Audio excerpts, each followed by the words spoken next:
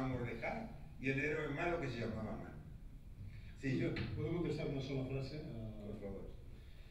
Aparte del problema que has planteado, que yo creo que es muy serio, que es un problema teológico que está en la raíz de cualquier religión y que unos resuelven y otros no, en realidad se puede sintetizar en la idea de cómo Dios puede ser a la vez bueno y omnipotente. Esto es muy difícil de resolver. Aquí reconozco que no hay solución científica a esa contradicción, pero estoy de acuerdo contigo de que el ser humano no es biológicamente perfecto.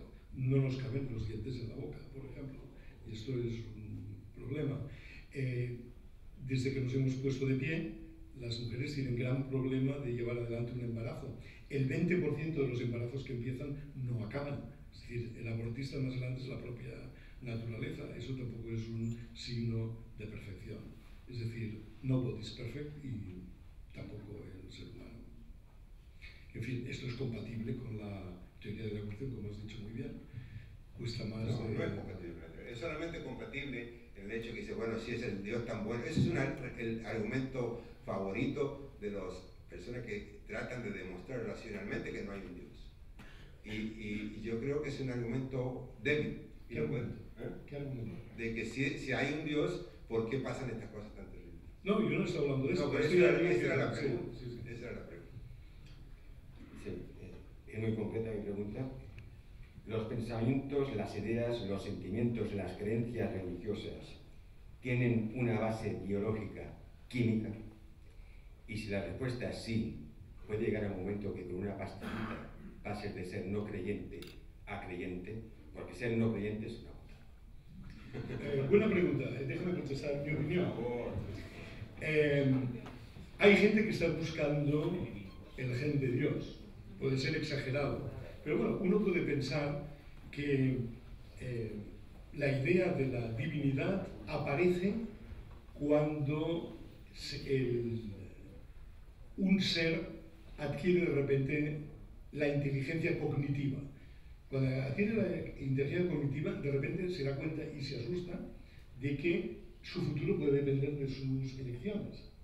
Entonces yo creo que esto provocó un pánico genético tremendo y todos los que no consiguieron creer en algo murieron. Por eso todos los que quedamos somos descendientes de los creyentes y por esto la creencia es tan universal.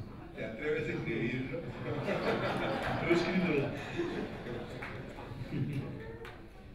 Yo personalmente doy gracias a Dios de que el azar me haya traído aquí, porque el debate está siendo espléndido y tendría muchas preguntas, pero me tendría que conformar con una para cada uno. Por un lado, Eduardo, me gustaría que me hablaras de... Bueno, hablaste de que cada fracción de segundo se destruye, recrea el mundo. No sé si estamos hablando de un sin-zoom continuo. Pero me gustaría que me hablaras de cómo serían esos años, esos 6.000 años de historia de la creación en los que estamos a 240 del final, ¿no? Estaríamos hablando de años que miden lo mismo que nuestros años. Y por otro lado, Jorge, aparte de manifestar mi más sana envidia porque su profesión veo que es la única en donde el error es la antesala del premio, supongo que debe ser en raras ocasiones. Me gustaría que me explicara cómo hace compatible, porque antes decía que era factible, la evolución, el concepto de la evolución con la creencia en Dios. Gracias.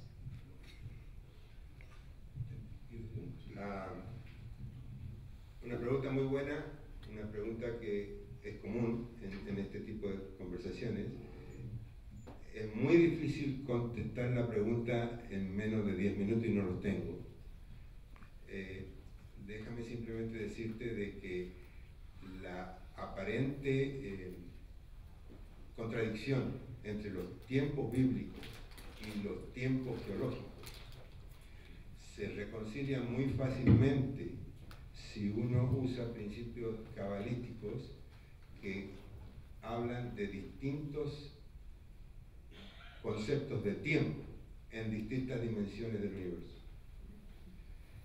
Para los que realmente les interesa el tema, lo expliqué en este artículo de A Unified Theory of Thought and Evolution, que está en en el website torahscience.org.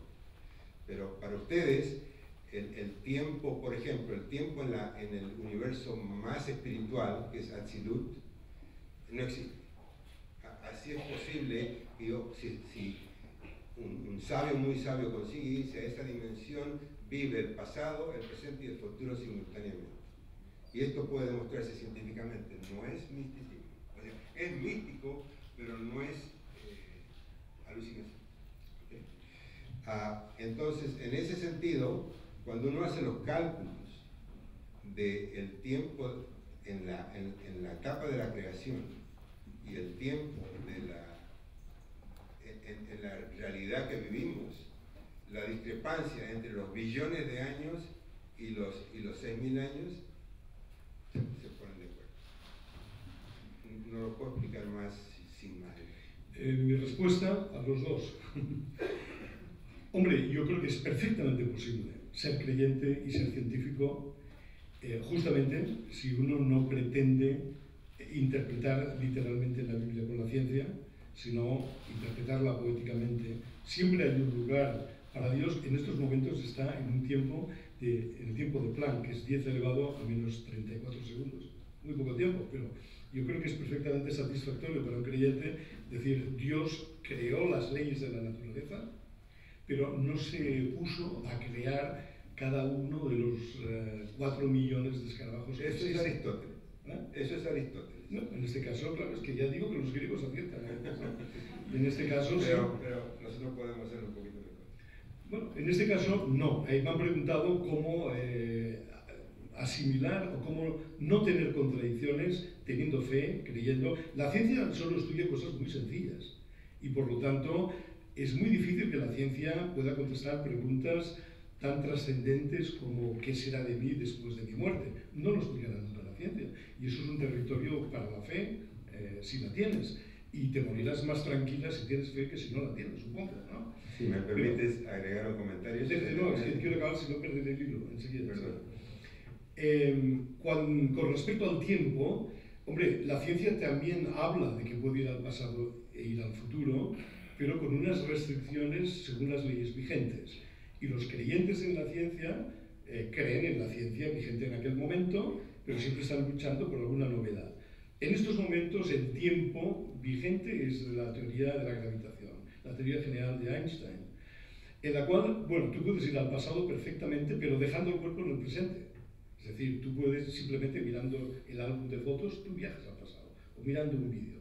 Lo que no puede ser es ir con tu cuerpo al pasado y cambiar la historia. Ahí hay contradicciones imposibles, porque tú podrías ir al pasado e impedir que tu padre conozca a tu madre, y entonces tú, que eres su fruto, impides que te genere. Por tanto, es hay no a la vez, es una contradicción lógica. Y tú puedes ir al futuro, pero llevándote tu cuerpo, no dejándolo en el pasado. Es decir, si te pones a velocidad, a correr a la velocidad de 0.8c, la velocidad de la luz, cuando vuelves te encuentras aquí a personas que son de tu futuro de ahora. Pero claro, no puedes volver al pasado, porque el pasado es el caso anterior. Es decir, si eso fuera posible, habría algún turista del futuro aquí. Bueno, en los casinos no lo dejarían entrar, porque vería la ruleta, bajaría, apostaría y volvería al futuro, ¿no? Esa es la visión actual, que no ha sido intuitiva siempre, ¿no? O sea, en definitiva, tú puedes resolver la trascendencia siendo no creyente, diciendo, bueno, yo ya sé dónde iré después de morir, justamente al sitio donde estaba antes de nacer, y a lo mejor te quedas tranquila porque no tenemos memoria de que fuera tan malo aquello, ¿no? Pero si realmente quieres creer y quieres pensar qué sentido tiene tu vida, el conocimiento científico, ya te lo digo, no te lo va a resolver y te lo puede resolver tu fe. La forma de armonizarlos es esta. Dios creó las leyes, todas, las del azar, las de la selección natural, la gravitación, la ecuación de Schrödinger, pero no se entretuvo en hacer cada objeto y cada fenómeno de la realidad que puedes ver. Vamos